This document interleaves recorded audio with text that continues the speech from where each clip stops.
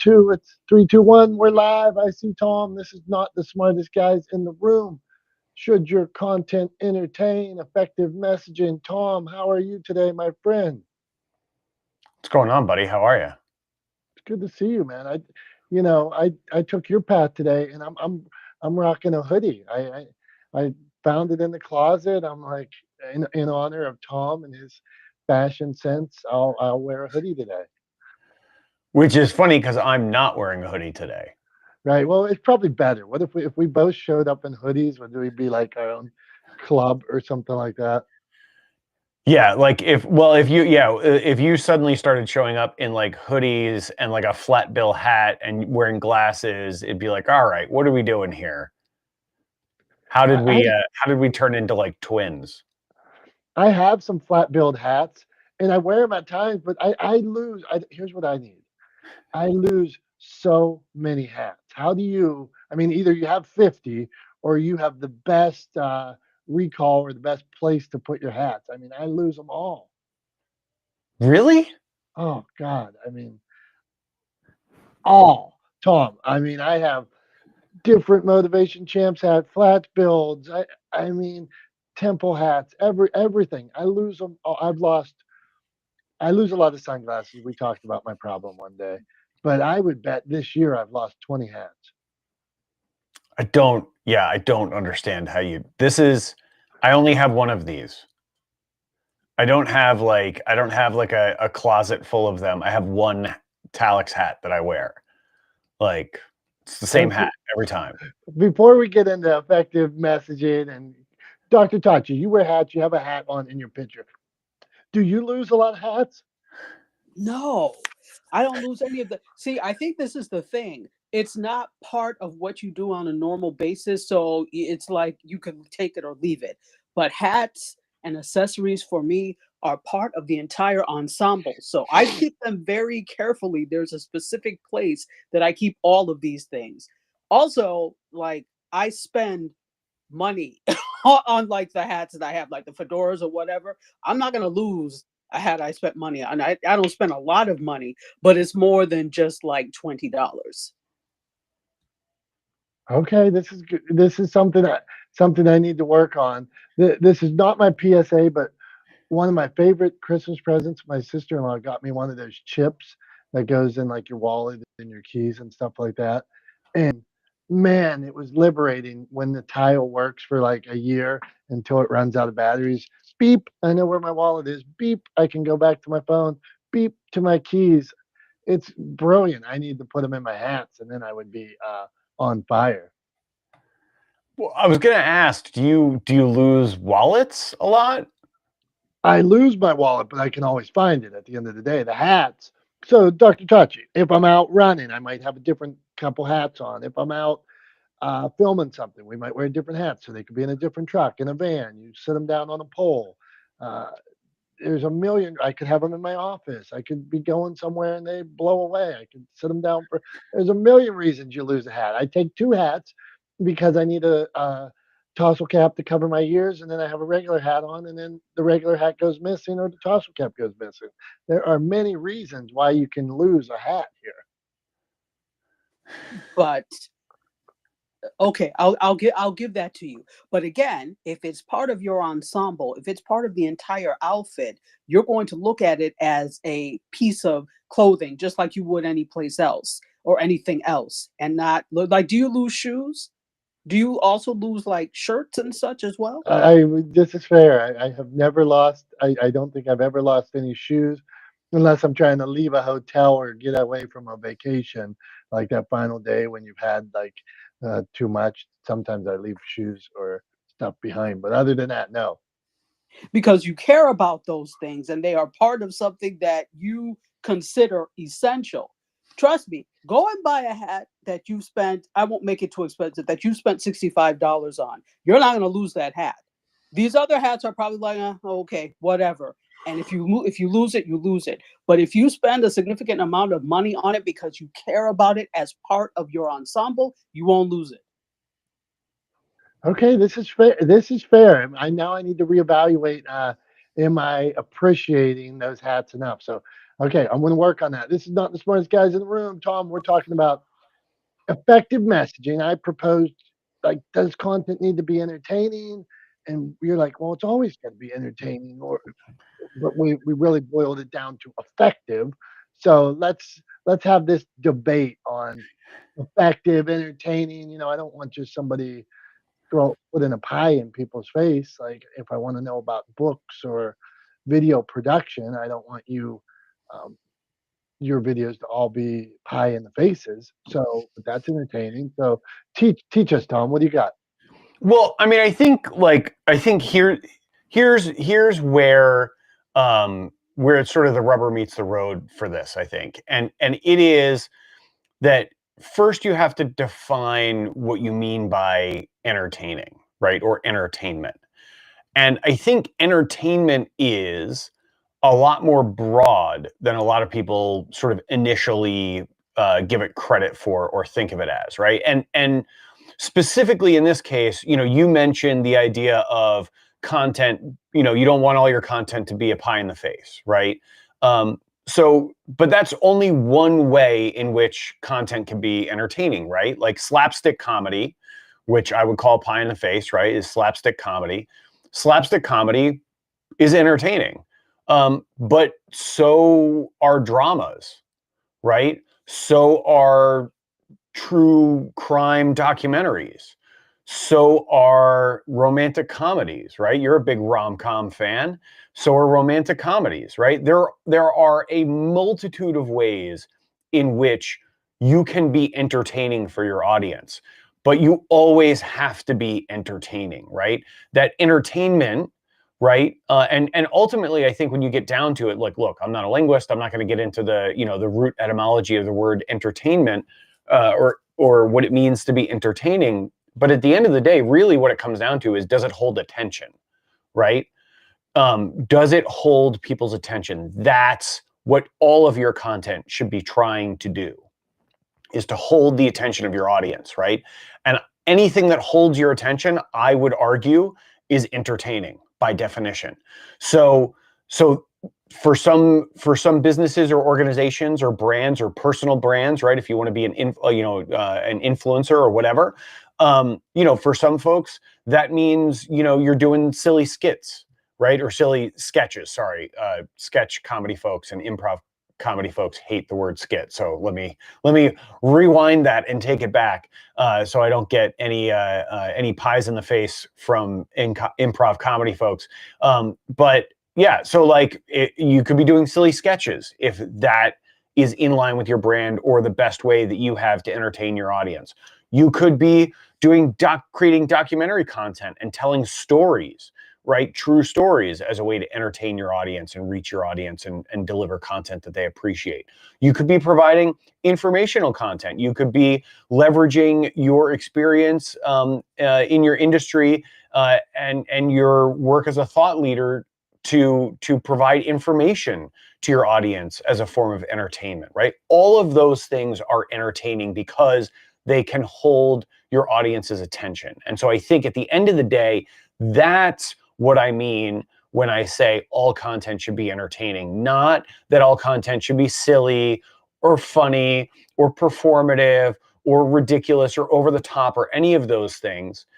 It should be the content that is in alignment with the values of your brand, right? That is on message for you and your brand and your organization, your industry. And it should always hold the attention of your audience. And if it does those three things, I think you're on the right path. But like, that's what I mean when I say all content should be entertaining. I think that's an excellent synopsis and makes me think a lot about this. So, Dr. Tachi, you want to weigh in on this effectiveness, entertaining, or offer tips on how to catch that attention that Tom is speaking of? Well, I already agree with Tom. It's I think the key point is to engage, as Tom said, hold attention or to engage. So I agree. Anything by nature could be entertainment because you're trying to engage. It doesn't always mean your intent is enjoyment. I think that's where the divide comes. But if you're giving information and you're good at giving information, people are also going to enjoy themselves. So I'll give you an example. When I was in undergrad, I had some boring professors. It goes to show that just because you know your craft doesn't know you mean you know how to effectively teach your craft. They were boring as all get out. So when I got to the point where I knew that I was going to be a professor, I said, I promise I will never bore my students the way I was bored with some of my professors in undergrad. And consequently, I'm tired. After I finish teaching, I am tired. It's like I have tap danced for an entire hour and 15 or whatever the case may be when I teach live and in person. And that's because I'm so intent on not only transferring the information, but also keeping them engaged at the same time. So that employs several different types of devices to keep that. So involving them in the thing and not just talking at them. So that's my thing. So if I were to give a tip, is definitely audience participation, right? Include them in the conversation. Make it a conversation and not just a presentation. This is why I love live so much, going live on different platforms, because of the engagement that I'm able to have with the audience. Because if they wanted to just get information on what I'm talking about, they could just watch TV. Right? And nobody will talk back to them and nobody will say anything to them. The difference with live stream is that there's the opportunity for whoever's doing the live stream to engage with the audience. And by nature, you're then entertained because you're engaged. So hopefully that made some kind of sense. I yield. I appreciate that, Dr. Tachi. And I think, it makes me think of one of the things that I've said often to folks. That's, people assume that teachers in particular, broadly speaking as a category, people assume that teachers are good public speakers. And I think often that's not the case because teachers have captive audiences, right? So those boring professors that you talked about having when you were an undergrad and that you sort of vowed not to become when you decided to pursue teaching on a collegiate level, those professors were probably boring because they didn't have any reason to try to be entertaining because their audience was stuck. They were signed up for the course and they couldn't leave if they got bored, right? They couldn't change the channel. They couldn't get up and walk out because it would be bad for them in their grade, right? So they were stuck. They have a captive audience. And so there's really no incentive for them other than actually, delivering an engaging lecture that brings students in and gets them really interested in what they're being taught. Other than being excellent at their jobs, there's no clear incentive for them to be super engaging, right? And to create a more conversational environment like you were talking about. So like I see that all the time. People kind of assume, oh yeah, teachers are great public speakers. They speak in front of people all the time. It's like, yeah, but they speak in front of captive audiences and it's not the same, right? Because their audience is stuck. They can't go anywhere. So yeah, it made me think of that. But yeah, no, I mean, kudos to you. I have a similar story of not so much of my presentation style, but like my sort of work style or professional goals. I had a very clear memory when I was early on in my television career, being on set. We were behind schedule. We were being forced or being told that we had to pick things up and move quickly, get wrapped out of this location as fast as possible. So we didn't go into overtime. And the producer, who was like cracking the whip and getting everybody to move fast, as I'm walking out of the house that we were filming in with like a couple of big heavy cases, probably 30, 40, 50 pounds each. I look up and I see her on the phone, standing under a tree, smoking a cigarette and laughing. And I was like, and she could have been on the phone with her boss, like for all I know, right? She could have, but that phone call could have waited until after we had wrapped out of the house. And I was like, I will never be the producer who doesn't carry anything, right? I'll never be the one who doesn't, pitch in or lead by example.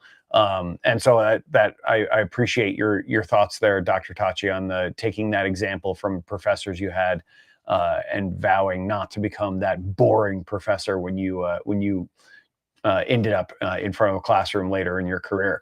So yeah, anyway, anecdote aside, thanks for being here. Appreciate it. Appreciate all you guys.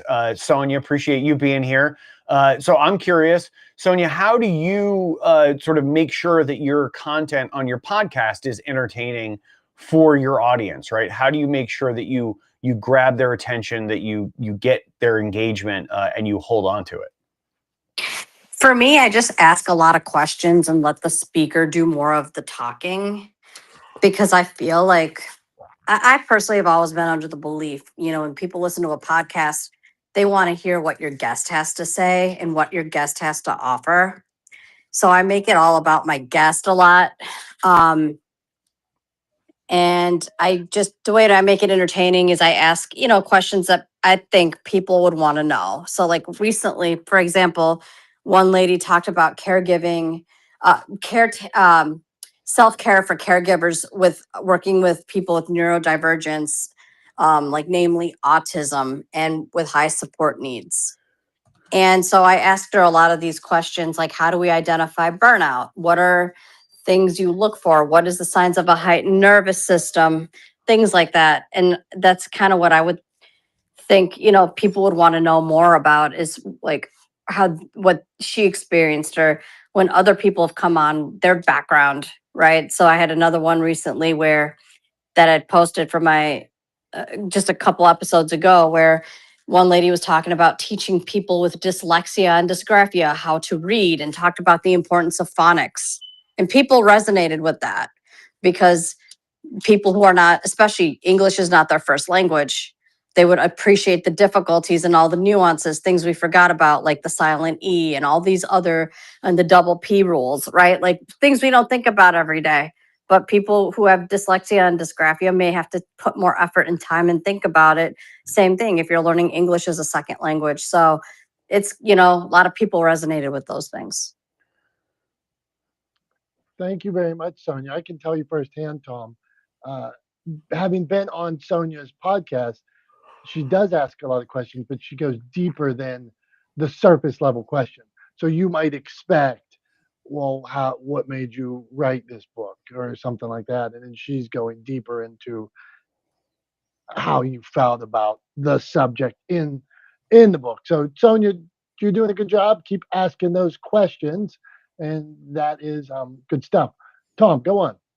Well, I was just going to say, I think, like there's the old adage, right, that you hear all the time, that good interviews are conversations, right? So good interviews, I think, are kind of by nature conversational. And you should, as an interviewer, not only, do your homework, make sure that you are well researched going into the interview so you know what questions to ask, but really allow what you find interesting to inform not only the questions you ask, but then the follow-up questions you ask that come out of what the person is saying, right? All too often, you'll hear somebody who's got a list of 10 questions for an interview. They'll ask a question, the person will give an answer, and then they'll say, okay, great. And they'll just jump to the next topic, right? That was great.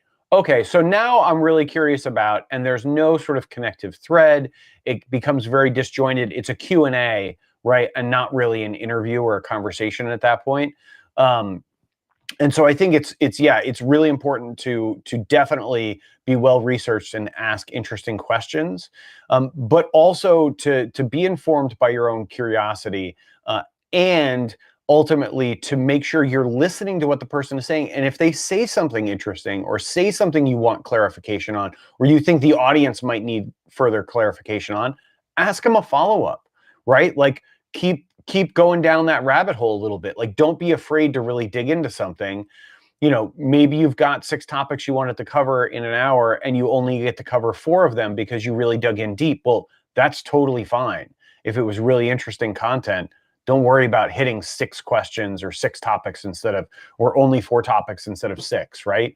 Like people get caught up in that kind of stuff. Like, I want to make sure I hit all of this stuff. And you don't always have to. If it's really interesting, let the interesting content sort of drive your decision making rather than your preconceived notions drive what you do in the moment. So anyway, just something I wanted to share. Something that, like some things that as somebody who's done lots and lots of interviews over the course of my career, something I just wanted to share and put out there because of what Sonia said. It made me think of it, and you know how I am. I think of it and I just open my mouth and let it fall out. So anyway, enough of that. What I'm curious to hear from you, Dom, is I'm curious to hear this week's PSA. What's on your mind? What have you been thinking about?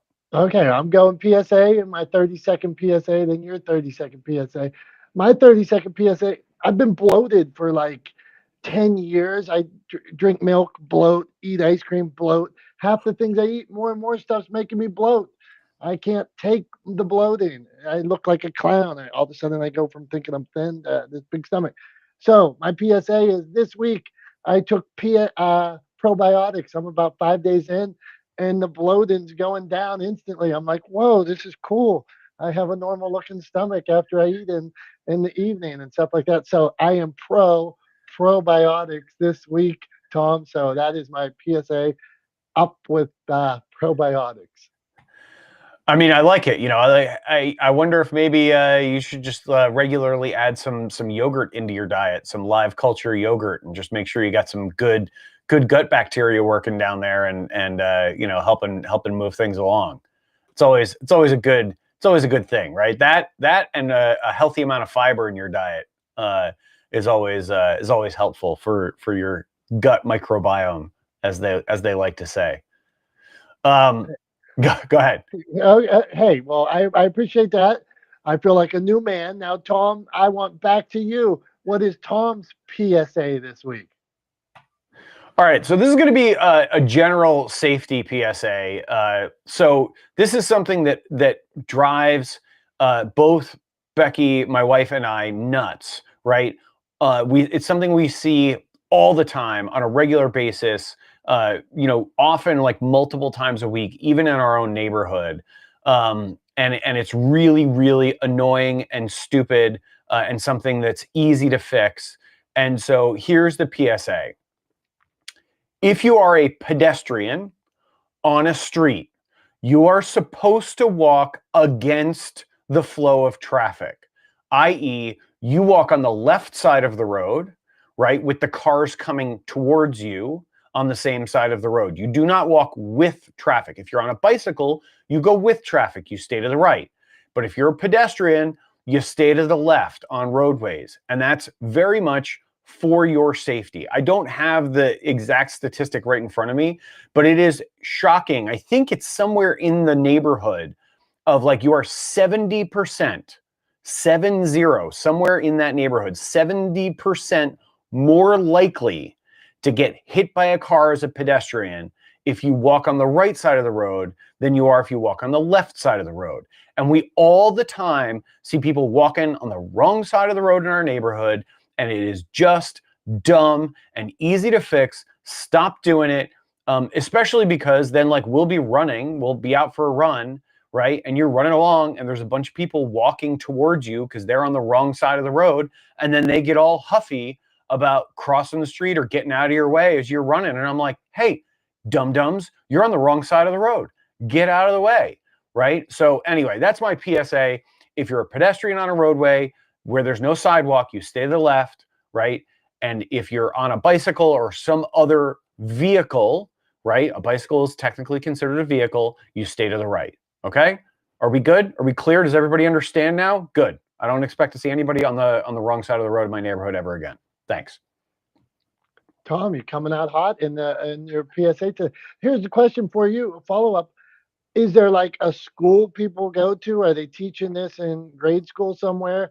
Where do people come up with these facts on where to walk at? I mean, first of all, like your parents should have taught you this, right? As part of like safety around roads, right? They taught you how to look before you cross the road, right? Did they not teach you which side of the road you're supposed to walk on? I'm just asking if where do they learn it? So Well, it's a parent thing. there's So two places. There's two okay, places. One from your parents, actually three. One from your parents. You should be like parents, listen up. You should be teaching your kids this, right? I will be sure to make sure that Isla understands exactly what side of the road she's supposed to be on, depending on whether she's a pedestrian or in a vehicle, right? So that's for sure. So parents, number one. Number two, I don't know about Pennsylvania, but in New York, right, and in most other parts of this country, and I know in Pennsylvania also, I'm just being snide, but you have to take a road test, right? You have to take a written test to get your learner's permit, and then you take a road test to get your driver's license. And as part of that written test, when you study it, it's in that book where pedestrians are, how much room you have to give pedestrians, when you need to yield to pedestrians. All of those rules, right, are in that book when you study to get your permit, right? So like that is another place you can learn it. And then the third place is a driver's education course, right? So a lot of people take driver's education. I took it in New York when I was a teenager, partially because one, it gave my parents a discount on my insurance when they first added me to their insurance, right? As a teenage boy driving, that's expensive. You know that, Dom, right? So like insurance is expensive. So it got us a discount on my insurance by taking a driver's ed course. And two, it got me my full license a year earlier than I would have gotten it otherwise. In New York State, you get your learner's permit when you're 16. You can get a junior license when you're 16. And then when you're 18, you get your full driver's license, right? So your junior license has like curfews and stuff on it in New York. But if you take driver's ed, you get your full license when you're 17. If you take driver's ed and pass it, right? So driver's ed is another course where you can learn that.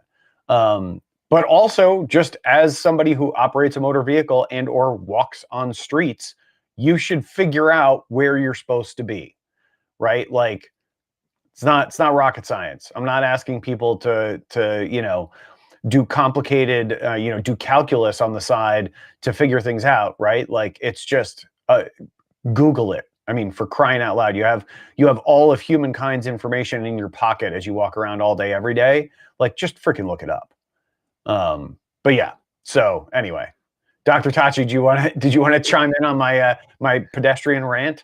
Yes, hopefully that rant absolved you of any stress you were feeling today. I hope it absolved that for you. But I have to say though, that viewpoint is really based on a very suburbanistic viewpoint, and this is why. If you grow up in New York City, most people are not taking driver's education straight away because you don't need to. Same thing with like I wouldn't even say like a Chicago, whatever, but that could be the same case. So if you're not taking driver's education, your parents don't drive. There's no reason for you to know that. Secondly, where you live, there are no sidewalks. Like I grew up in a city, so I'm used to sidewalks. So nobody ever told me don't walk on this side of the street. I walk on the side of the street that is closest to where I need to get to. So I think it really depends on the road rules for where you are. If you live in a rural or very suburban area with no sidewalks, then yes. But for lots of people that live in places like New York City, etc., that's not going to matter because you crossing the street may be more dangerous for you than actually staying where the heck you are until you need to switch. So that's what I wanted to add. Yeah, burn, no, I mean, burn. I got sorry. No. Like it doesn't. What I was saying applies to people in my neighborhood, right? Like it applies to people in my neighborhood, people who walk in places like my neighborhood, as Dr. Tachi correctly pointed out, a place that has no sidewalks. It does not apply to people who live in places like New York City, where there are sidewalks everywhere and you're never really walking in the street. And if you are, like, what are you doing? You're gonna get hit. Like, get out of the road, right? Especially like crossing like Queens Boulevard or something, right? Like, which I think is one of the deadliest roads to cross in the state. There's like I'm pretty sure it's Queens Boulevard. Yeah, it's because it's crazy. It's like 6 lanes of traffic, and then there's like there are access roads on either side as well that you have to get across, and like people get hit there all the time. But yeah, I mean, for sure, it does not apply to people who live in a more urban setting or a place that has sidewalks, period, right? Like even if you live in a quaint little town, if you're walking around downtown and there's sidewalks, like, doesn't apply. I'm talking about when you're walking in the street because there are no sidewalks, right? And if you live in an area where you have to, where there are no sidewalks because it's rural, there's a good chance you have a driver's license and you drive, and or you grew up in a household with parents who drive. In which case, sorry, not sorry. I don't think you have an excuse to not know it, to not know what side of the road to be on. But yeah. Anyway, and lastly, if you're on the wrong side of the road, don't give me a dirty look when you have to move to get out of my way when I'm on the right side of the road. Tom, thank you. Tom came out hot on that PSA. I have to say. So Tom's PSA, we got him worked up. So I'm looking forward to Tom's thumbs in a bit if he's already this type of curmudgeon today. So we're talking good content, entertain, effective messaging. Dr. Tachi brought up the streets are different where she lives, and we'll see. So one of the things I wanted to say about content, entertaining, and effective messaging is the fact that once you start a video, once you start a show, once you get up on a stage, wherever it is, you're committed. You're pot committed at that point. So the show must go on. Here on Not This Morning's Guys, sometimes my camera goes down. Tom continues the show. Sometimes you have bad connections places. The show goes on. Sometimes you fumble up on a stage. Show goes on. Sometimes you fumble over your message when you're on a video. Show goes on. Meeting, you say something you shouldn't have, and the prospect, whoever, looks at you in a different way. The show goes on. So the message, concise, stay the course.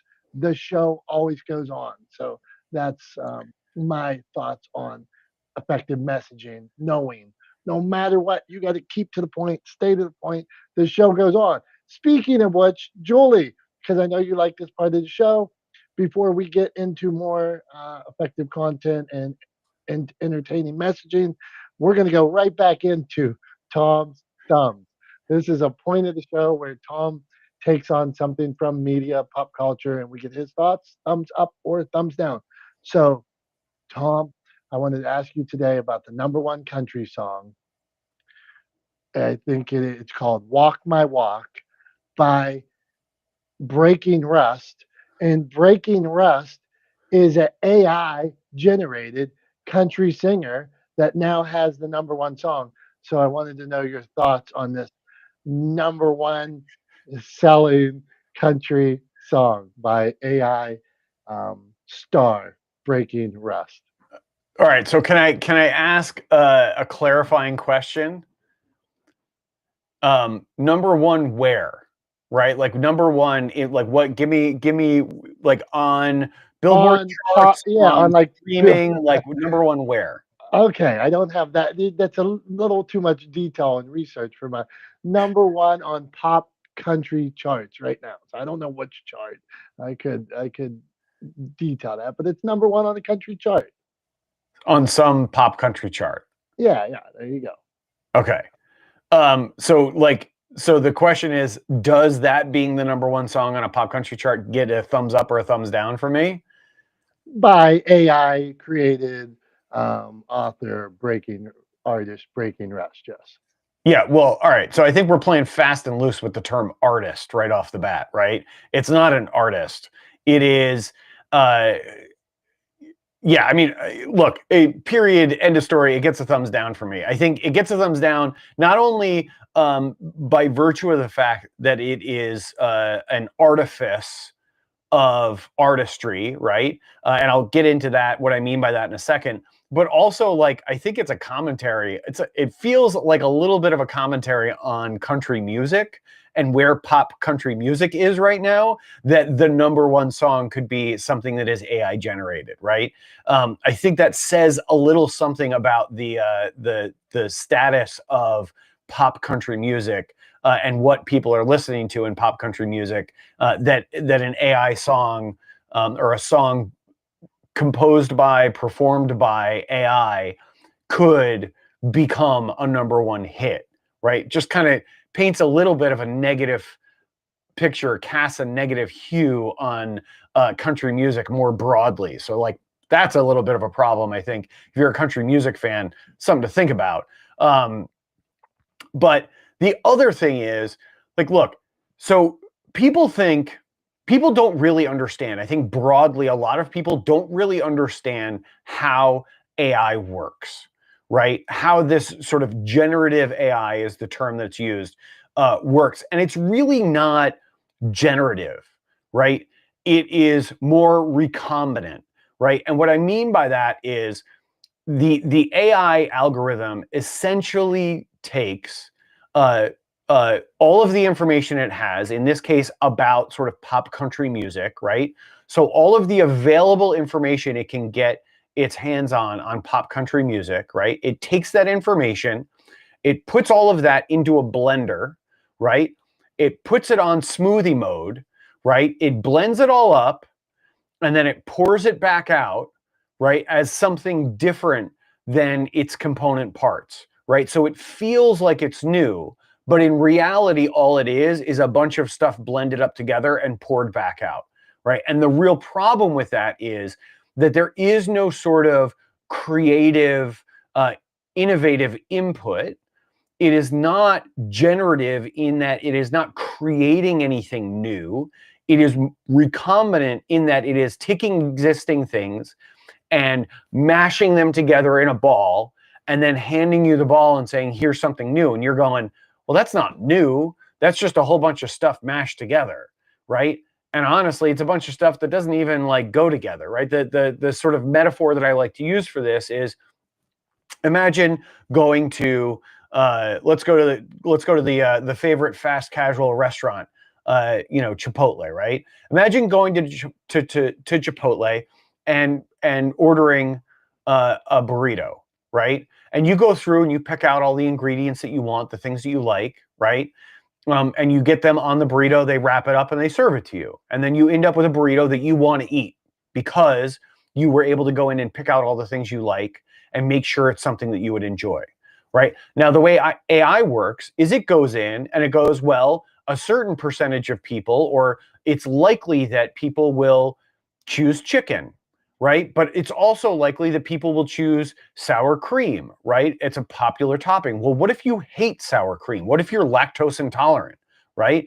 AI doesn't care, right? It doesn't care that you're going to get bloated if you eat this burrito that is now full of cheese and sour cream, even though you're lactose intolerant, right? And so it gives you a burrito full of cheese and sour cream and things you don't like. What if you have that the gene that makes cilantro taste like soap to you, and it puts cilantro lime rice in there because that's the most popular kind of rice that Chipotle has, right? So now you got a burrito that tastes like soap and is going to make you bloated, right? And give you an upset stomach, all because AI just picks whatever it thinks is kind of the most popular or the most likely thing to go together, with no real care for whether or not what it's delivering to you actually works, right?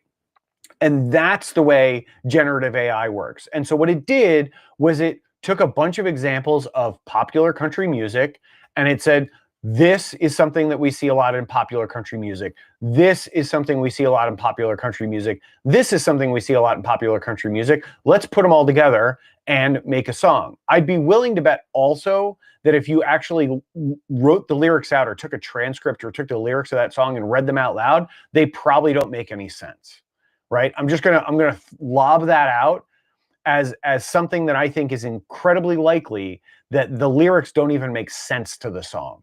So from soup to nuts, for what it says about the current state of pop country music, for the fact that it is probably just AI slop that sucks, right? But is good at getting attention, even though it sucks. The fact that this AI generated and AI performed country song is the #1 country song on the Billboard charts, that all of it, from start to finish, from soup to nuts, from A to Z, gets a thumbs down from me.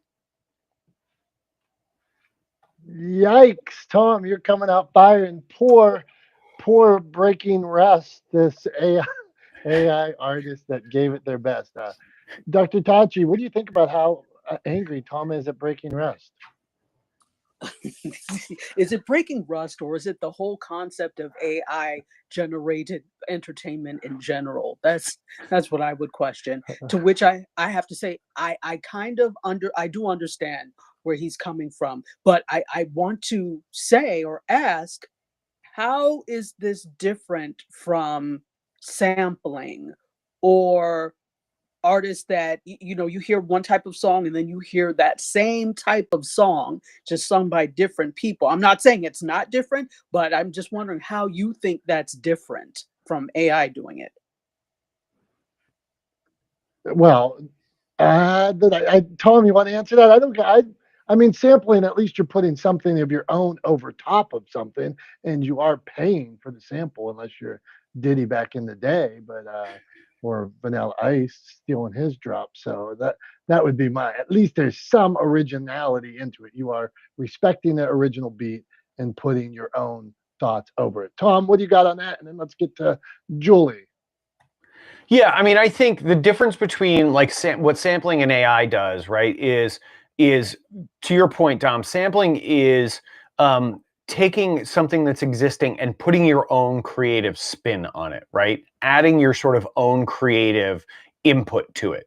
So you're not just recreating, right, or stealing, unless, like you said, you're Diddy. I think, what was he paying? Like, I forget what he was paying Sting. Yeah, like for, a million, like it something was a like year. $5,000 a day for the rest of Yeah, his life, or something like right. that. Something crazy because of the sample that he took from the police. But at least then you're adding some creative spin to it, right? You're not just taking the original and again, mashing it up into a slightly different shaped ball, right? Or like whatever the case may be, and then trying to pass it off as something brand new, right? And that's the issue that I have with AI and with this kind of AI generated content, is they're trying to like Broken Rust. Was that the name of it? Breaking Rust? Rusty crap. Breaking I don't Rust. know. Yeah, Breaking Rust. There Whatever. you go. Junkyard Rust. Whatever. Again, even the name is like obviously like something that was AI generated because it thought it would appeal to country music fans, right? Because of like rust and breaking and freedom, and like, I guarantee. Anyway, but the idea that like what Breaking Rust is doing is literally just taking things from other people and passing it off as original, right? And that's, I think, the big problem is that it's not actually adding to or creating on top of. It's not additive in any way, right? It's not doing anything new. It's taking and then again putting it in a blender on smoothie mode and pouring it out and saying, here's something brand new. And you're going, well, actually, it's not brand new. I can taste all the individual ingredients, and these things don't really go together. So yeah. So that's I think the big difference is it's not additive, right? It takes, but it doesn't really sort of move things forward, so to speak. That's my thought. So I think it's different. And again, I'm not anti-AI. I use AI as a productivity tool all the time, right? But AI is not good at creative work, just by nature. It can't be, because it's not additive. It doesn't actually create anything on its own. Tom, I had to take a video down the other day because I used AI for like the B-roll, and I saw somebody waving at one point, and they had a sixth finger. And it's like make person, and it was just like a business person standing there. And I thought to myself, I can't leave this picture in there with a person with a sixth finger. I am going to take the heat at some point. Okay. So, all right, Julie, what say you? We're talking, what if you got a follow up on Tom's thumbs, go for it. If you want to talk about effective messaging and entertaining content, go ahead. What do you got? Do you think Tom is taking this a little bit too seriously? And I'm just wondering, because this is this is creative content. I'm also thinking that it's a reflection of today's society. I'm guessing this is going to be a one-hit wonder. And there are humans behind this AI content that are producing it. I just think it's kind of an anomaly, and maybe he's thinking about it a little bit too deeply. Like, just enjoy the moment, because I don't think it's going to be something that is sustainable. Let's You know, let's ask him and a that, Julie. billboard chart, by the way, Don. Good research, by the way. Billboard chart. Thank Yeah. you. Let's ask him, because I thought he was mad about on his PSA. He was mad about people on the wrong side of the road. So Well, I'm is glad Tom is back this week. You know, to be honest, yeah, it's getting a little vanilla here. yeah. I'm turning into you. I'm gonna have to send this to my friend Jim Ajay, who likes when Tom's cranky and gives thumbs down. So Tom, maybe are you taking breaking Rust and all of their virtual success too serious? No. No, I like, so first of all, you know, if Julie isn't watching, number one, why not, Julie, get on YouTube or get on LinkedIn or get on Facebook, any of the places where we're live streaming this, and actually watch, right? You're here all the time. Hook a brother up and actually and watch it too.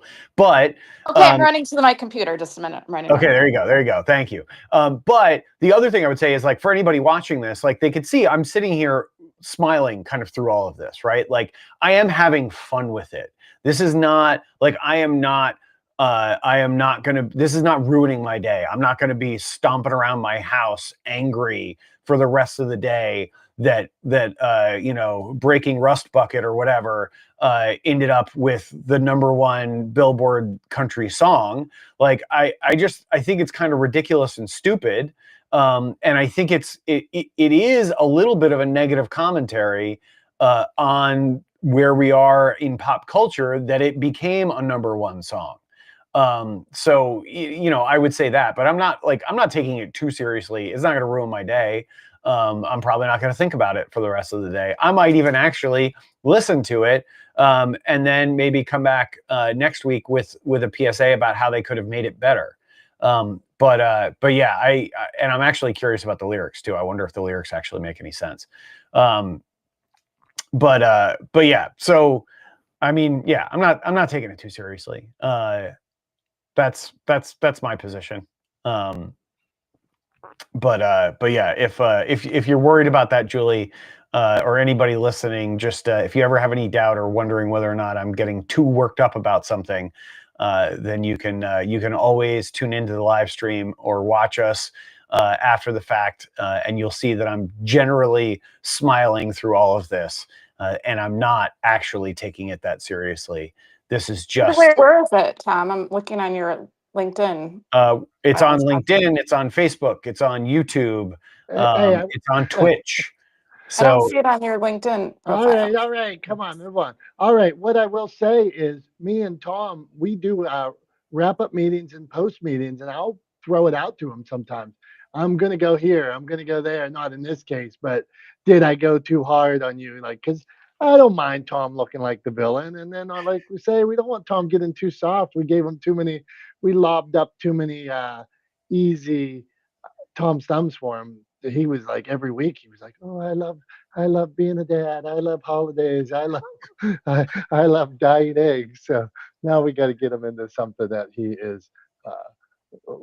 I see how it is. You're just trying to force me back into that role as the heel. That's all. You just, somebody said was it Jim that said, like, last week or 2 weeks ago, that you were starting to be the heel, and yeah. So I think you're just trying to force me back into that role. I see how it is. We should do an opposite episode where I be heel and you be nice guy, and you agree, push things on, don't let people get mad at each other, and then I'm like, I hate this. I hate this, and they should never do it again. Tom, what do you think? Is it time for a special time of the show, memory lane? He's shaking his head. He's like, I know. Yeah, I think so. Sorry, I had to find my mute button real quick. Yeah, let's take us for a walk, Dom. Take us for a leisurely stroll down memory lane with all the sort of pleasantries that you can bring to it, so that you can maintain your position as the nice guy, and keep me in my box as the heel. This is a good point. So if we're like scheduling an hour show, I should get coming out of Tom's thumbs, let everybody rebut, let them comment, and then I take us into a wholesome memory lane. What okay, I'm in, Tom. So here we go. So today for memory lane, I want to take you back to the most Americana place there is. Americana is good. So I'm going to give you a slice of America that is a beautiful thing. Today, I want to take you back to my bedroom when I was growing up. Here you will see little TV, and I grew up in the '90s, so you'll see Michael Jordan pictures, boxing gloves, a letter, and then down in the corner you will see that little TV. That's where I played. My parents put me in the corner. That's where I played my video games. That TV, even in the '90s. I mean, what year is that TV from? And it had like 4 colors, so my uh, thoughts on video games were completely distorted because Mario had 4 colors and wasn't all bright, and my basketball games there was only 4 colors.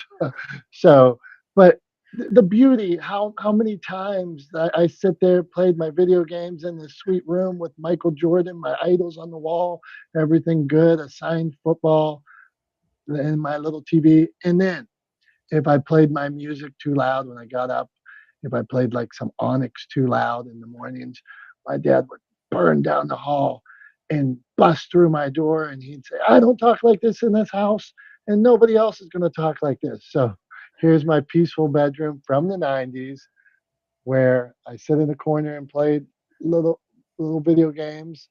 And that's what I got for you today. Americana at its best. Is that an original Nintendo next to that TV? Uh, I think that's actually the case for the games. I don't know. I did have a Okay. original Nintendo though. Because I was looking at it and I was like, the shape seems slightly wrong, but I was like, but if that's an original Nintendo, that gives you an idea of just how small that TV was, right? Like what is that? Like a 9-inch TV or something? Like I was gonna go. Yeah, I was gonna go maybe 12-inch, Tom, but I don't. It can't be much. Yeah. Yeah, I think less than 12. I think that's like a 9-inch TV, and they made them that small, like back in the day. And I'll tell you, there was no way. Sometimes we talk about like to our kids, like how things were different. There was no way my parents ever considered getting me a nicer, bigger TV for my room. I got the one off the landfill, and that was that. That's how it was going to be. Yeah, I had for a while when I was a kid, I had a TV in my room that was an old black and white TV that I found in the basement, like up on a shelf that my parents had put down there at some point that they had somewhere. One of them had. I think my mom had it in college or something like that, like an old black and white TV from the '60s that I found on a shelf in the basement, and I dug it out and I took it upstairs to my bedroom. And the only way to watch anything on it was with the rabbit ears, right? Like the old rabbit ear antenna on the back of the TV, and I could get like 2.5 channels in my bedroom, and it was the TV was so old you had to let it warm up, so you would like turn it on, and like there would be no picture for like a good 30 to 60 seconds before the TV warmed up, and then all of a sudden the picture would show up, because what probably some of the younger folks listening weren't around for is those old tube TVs, right, which is what they were called, was actually a cathode ray tube, and in order to use the TV, that cathode ray tube had to warm up, and back in the day that took a little bit of time. They then improved the technology so it was pretty much instant on when you turned the TV on. But back in the day with the old black and white TVs, like that tube actually had to warm up before you would get an image. And so like sometimes for the first 30 to 60 seconds after I turned that thing on, I didn't even know if it was going to work, right? Like I was just kind of like sitting there for a minute waiting to see if the TV had finally died or if I was going to get to watch something, if I could get the antenna position just right to like get a channel to come in clearly.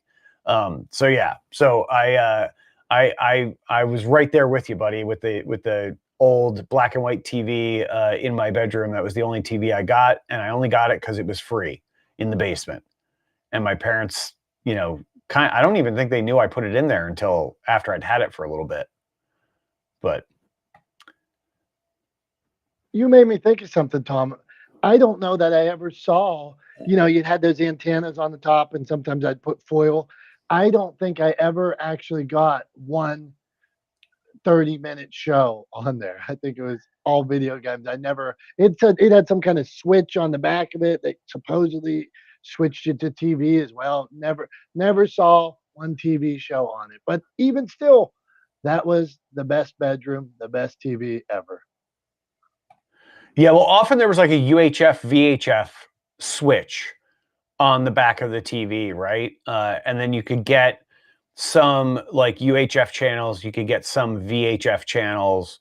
But yeah, I remember there being a UHF VHF like switch on the back where you attached, like the antenna was like an accessory, and then it actually like attached to two screws on the back of the TV, and I think in between one of those was like a switcher, so it would bring in a different signal depending on where you had that switch positioned. But it's been a little bit since I've touched one of those TVs. I haven't had a tube TV, I don't think, ever as an adult. Like, I've never had my own TV that was a tube TV. I think the last time I was like around a tube TV was pretty much was when I was in, oh no, I had one in college. I take it back. I had a tube TV in college because that was right before things went to HD and 16:9. It was the old, like, 4:3 format, like, kind of square format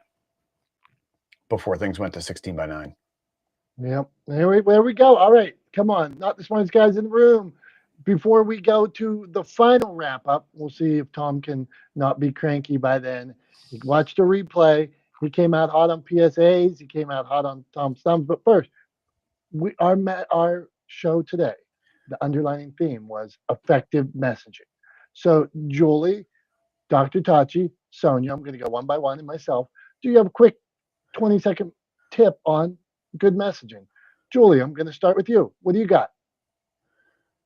Be clear and know what your message is. Thank you. Good stuff. Sonia, effective messaging. What do you got?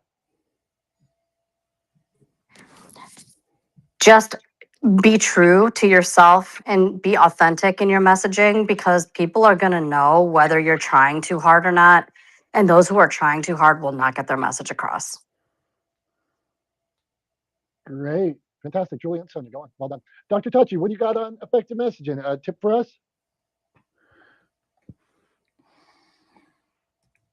Well, the first two came out hot. They were very good. So I would steal both myself. I mean, I can't even wrap that up. Sometimes you're just like, wow, those were two really great messages. So, Tom, at that point, we're going right to you. It's that time for Tom to wrap us up, man. We've been all over the place. What do you got for us?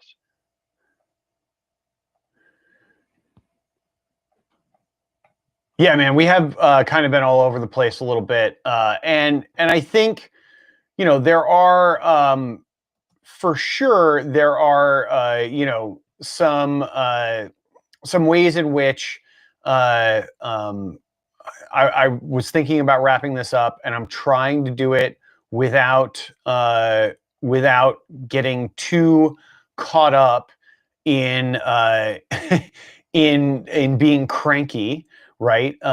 So here's the route that I'm going to take. Instead of doing that, I'm going to run through what I see as the list, right, of sort of guidelines or principles or directives. And shameless plug, this is from my book Legendeering, but it's why it's in the book, right? This is what I see as the list of the things that you need to have in mind in order to be sort of effective and stay true to your messaging and have good messaging as a brand or a business, right? Or even as an individual, if it's an individual brand, right? And so the sort of undergirding core principle that everybody here has heard me say 100 times is to lead with value always, right? Always make sure you are delivering value to your audience, right? You have to give without expectation. You have to make sure that you are not attaching strings to the value that you're providing for your audience, right? So make sure that anything you give them free and clear. You have no expectations tied to it, right? It's not tit for tat. It's not, if I do this for you, you got to do this, buy this for me. None of that kind of stuff. No strings attached. Give without expectation. You have to be relentlessly authentic, right? Like Sonia was talking about, make sure that you are representing who you are and your values and your brand's values in the content that you put out, in the messaging that you put out, right? So be relentlessly authentic. You have to remember to put your audience first, right? It's not about you, it's about them. The content you're creating is for them, right? Make sure, just like if you were giving a gift to someone, make sure that you are giving them something that they want, right? Or that they need, not something that you like, right? So make sure you remember that it's audience first. It's about them. It's not about you. Start with story, right? And then follow with facts. A lot of times businesses or brands tend to be really fact heavy and information heavy on the front end of their messaging. And that is a terrible strategy. The thing that it overlooks is the fact that your audience doesn't care in the same way that you do. So you might be really proud about a bunch of information that you're delivering to them, but at the end of the day, they don't care, right? Yet. You have to get them to care first. So start with story, give them a reason to care, and then deliver the information to them. And then finally, remember that consistency is key, right? If you're going to show up for your audience, if you're going to create content, if you're going to deliver effective messaging, you have to do it on repeat. It is not a one and done, right? It has to be consistent and it has to be a long-term strategy. That's the only way it'll be effective, right? So I'll run through that list one more time, right? Give without expectation, be relentlessly authentic.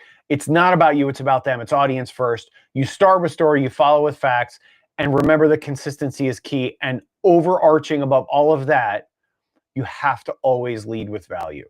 And if you do those things and you do them well, I promise you, your messaging will be effective.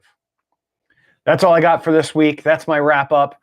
Teed in nicely. I had something, that I could lean on to do that wrap up. That worked out really well for me. I appreciate it. Thanks for that. Thanks for that setup, Dom. And thank you to all of you for being here. Thank you for contributing to the conversation this week, Dr. Tachi, Sonia, and Julie. We appreciate you guys. Jim, make sure that you watch the replay and get a load of my PSA and Tom's thumbs. It won't disappoint you, I promise. Thank you for being here again this week. For Dom, I'm Tom. We are not the smartest guys in the room.